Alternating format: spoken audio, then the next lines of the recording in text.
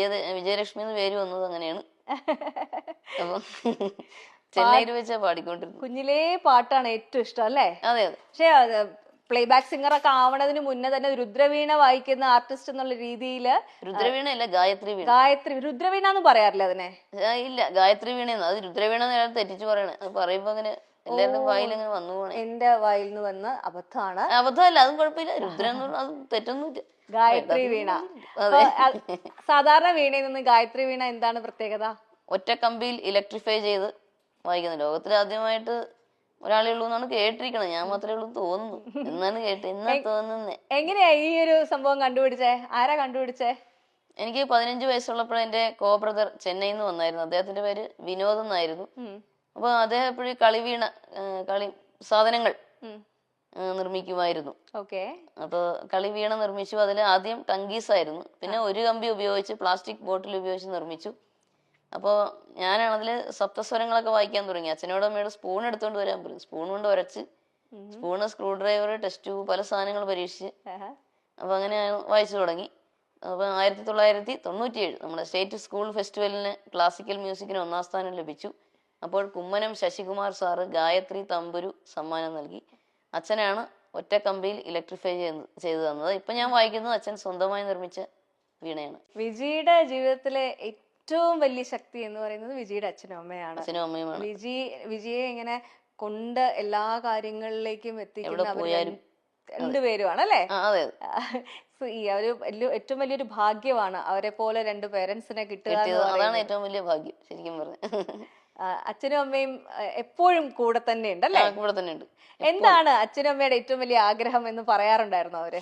പാട്ടുകാരിയായി തീരുക. പിന്നെ അച്ഛനും അമ്മയും ഞാൻ കാണണമെന്നും പറയാറുണ്ട്. അപ്പൊ 1997 നമ്മുടെ സ്റ്റേറ്റ് സ്കൂൾ ഫെസ്റ്റിവലിന് ക്ലാസിക്കൽ മ്യൂസിക്കിന് 1ാം സ്ഥാനം ലഭിച്ചു. അപ്പോൾ കുമ്മനം ശശികുമാർ സാറ് ഗായത്രി തമ്പുരു സമ്മാനം നൽകി.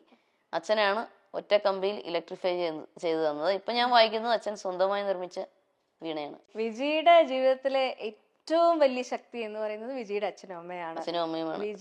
വിജിയെ ഇങ്ങനെ കൊണ്ട് എല്ലാ കാര്യങ്ങളിലേക്കും എത്തിക്കുന്ന രണ്ടുപേരുമാണ് അല്ലേ? ഈ ഒരു ഏറ്റവും വലിയൊരു ഭാഗ്യമാണ് അവരെ പോലെ രണ്ട് പേരൻസിനെ കിട്ടുക. അതാണ് ഏറ്റവും വലിയ ഭാഗ്യം ശരിക്കും പറഞ്ഞു.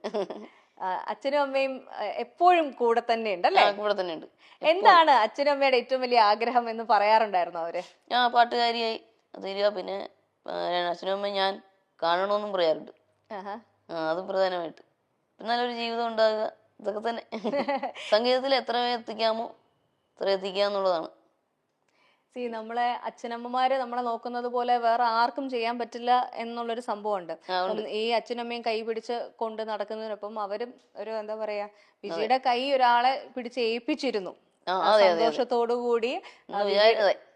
പക്ഷെ നമ്മൾ വിചാരിച്ചതുപോലെ എല്ലാ കാര്യങ്ങളൊക്കെ. അതിനെപ്പറ്റി പറയാൻ വിഷമമുണ്ടെങ്കിൽ വേണ്ട. എന്തിനാ വെറുതെ. ഇപ്പൊ അദ്ദേഹം ഇപ്പം അദ്ദേഹം ഇങ്ങനെ അറിഞ്ഞിരിക്കുന്ന അദ്ദേഹം വേറെ വിവാഹിതനായി ജീവിക്കുമല്ലേ, നമ്മളായിട്ട് വെറുതെ. അങ്ങനെയാണ് മാമനൊക്കെ പറഞ്ഞത്. അദ്ദേഹം എന്ത് ചെയ്യുന്നു എന്നുള്ളത് നമ്മൾ വിട്ടേക്കാം. അത് വിട്, അത് നമുക്ക് വിടണ്ടല്ലോ. അപ്പൊ കേട്ട് ആ ഒരു എന്താ പറയാ, ജീവിതത്തിന്റെ യാത്രയിൽ നമ്മളോടൊപ്പം വന്നു ചേർന്ന വ്യക്തി നമ്മളെ മനസ്സിലാക്കിയില്ല എന്നുള്ളൊരു വിഷമം ഭയങ്കരമായിട്ടുണ്ട് അല്ലേ? അതുണ്ട്.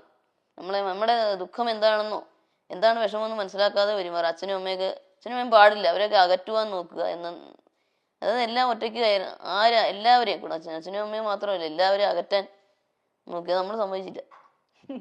സാധാരണ പെൺകുട്ടികള് ഇത്തരത്തിലുള്ള എന്താ പറയാ പ്രശ്നമുള്ള സാഹചര്യങ്ങളിൽ പെട്ടുപോയി കഴിഞ്ഞാൽ അതിൽ നിന്നും പുറത്തു വരാൻ ഉള്ള ധൈര്യം ഉണ്ടാവാറില്ല.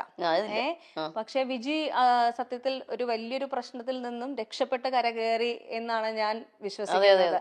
ആ ധൈര്യം എങ്ങനെ കിട്ടി? അത് പണ്ടേ എനിക്ക് അങ്ങനെ വാശിയുള്ള സ്വഭാവം. എന്താണെങ്കിലും നമുക്ക് ഇഷ്ടമില്ലാത്തെന്ന് പറഞ്ഞാൽ എന്തൊക്കെ നിർബന്ധിച്ചാലും നമ്മള് ചെയ്യൂല. അപ്പൊ ആ വാശി ഞാൻ അവിടെയും കാണിച്ചു. അത് തന്നെ വിജിയെ അകറ്റാൻ ശ്രമിച്ചത് വിജിയുടെ ഏറ്റവും പ്രിയപ്പെട്ട പാരന്റ്സിൽ നിന്നും അതേപോലെ തന്നെ വിജിയുടെ സംഗീതത്തിൽ നിന്നും കൂടിയാണല്ലേ? എല്ലാം കൂടെ. പാരന്റ്സിനെ അകറ്റുമ്പോൾ നമ്മുടെ സംഗീതത്തിനെയും ബാധിക്കുമല്ലോ. നമ്മുടെ മനസ്സിന് വിഷമം വരുമ്പോൾ സംഗീതത്തെയും ബാധിക്കും. പിന്നെ പുള്ളിക്ക് മിണ്ടിയ ദേഷ്യം അങ്ങനെയൊക്കെ ആയിരുന്നു. മിണ്ടിയ ദേഷ്യം. അതിപ്പോ നമ്മള് പാട്ട് കേൾക്കുമ്പോഴേ കൈ കൊട്ടുക, താളം പിടിക്കുക, എല്ലാത്തിനും ദേഷ്യം. ഞാൻ പറയാതെ ദേഷ്യം വെച്ചോണ്ട് അവിടെ എങ്ങനെ പോയി ഇരിക്കാൻ പറയും. ഇങ്ങോട്ട് വരണമെങ്കിൽ അത് വേണ്ടെന്ന് പറയും. ഈ ഒരു സ്പിരിറ്റ് സത്യം പറഞ്ഞു കഴിഞ്ഞാൽ നമ്മളെ ഒത്തിരി ബുദ്ധിമുട്ടിലൂടെ കടന്നു പോകുന്ന ദാമ്പത്യത്തിൽ നിൽക്കുന്ന ഒരുപാട് പേർക്കൊരു ഇൻസ്പിറേഷൻ ആവട്ടെ. കാരണം നമ്മുടെ ലൈഫ് മൊത്തത്തിൽ ഒരാൾക്ക് അടിയറവ് പറഞ്ഞ് കീഴടങ്ങി കൊടുക്കേണ്ടതല്ല. പറ്റില്ല, പ്രശ്നമാണെങ്കിൽ പുറത്തു വരാനുള്ള അത് തന്നെ ഊർജ്ജം മറ്റുള്ളവർക്ക് ഉണ്ടാവാൻ വേണ്ടിയിട്ടുള്ള ഒരു ഇൻസ്പിറേഷനും കൂടിയാണ് കേട്ടോ വിജി. അതെ അതെ, പിന്നെ അല്ലാണ്ട് അങ്ങനെ കീഴടങ്ങേണ്ട ആവശ്യം എന്താ? ഒരു പണിയില്ലേ, അതിന്റെ ആവശ്യമില്ല. ലൈഫിലെ ഏറ്റവും വലിയ പ്രേരണ എന്താണ്? പ്രേരണ അച്ഛനും അമ്മയുടെയും പ്രോത്സാഹനം. ഇതൊക്കെ തന്നെ അച്ഛൻ്റെ അമ്മയുടെയും പ്രോത്സാഹനമാണ്. പിന്നെ ഇത് നമ്മൾ സ്വന്തം ഇഷ്ടപ്രകാരം ആരും പറഞ്ഞിട്ടല്ല കേട്ടോ. അച്ഛനും അമ്മയൊന്നും എന്നാ നീ വേണ്ടാന്ന് വച്ചേക്കെന്ന് പറഞ്ഞിട്ടില്ല. കാരണം നിന്റെ തീരുമാനമാണ്, നിന്റെ ജീവിതമാണ്, നീ ആലോചിച്ച് തീരുമാനിക്കുക. എല്ലാവരും അങ്ങനെയാ പറയുന്നത്. നല്ലൊരു ധൈര്യം മനസ്സുണ്ടാവുക എന്ന് പറയുന്നത് വലിയ കാര്യമാണ് കേട്ടോ. അതെ, അതാരും പറഞ്ഞിട്ട് ചെയ്തതല്ല. അങ്ങനെ ഒരു ധാരണയൊക്കെ പുള്ളിക്കൊക്കെ എല്ലാവർക്കും ഉണ്ട്. ഞാൻ പറഞ്ഞിട്ടാണ് ഒന്നുമില്ല. അല്ല, നമ്മള് എന്താ പറയാ, നമുക്ക് നല്ലത് പറഞ്ഞു തരുന്നവരുടെ കേട്ട് കഴിഞ്ഞാലും കുഴപ്പമില്ലല്ലോ. തെറ്റൊന്നും ഇല്ലല്ലോ. പറഞ്ഞു എന്ന് വെച്ചാൽ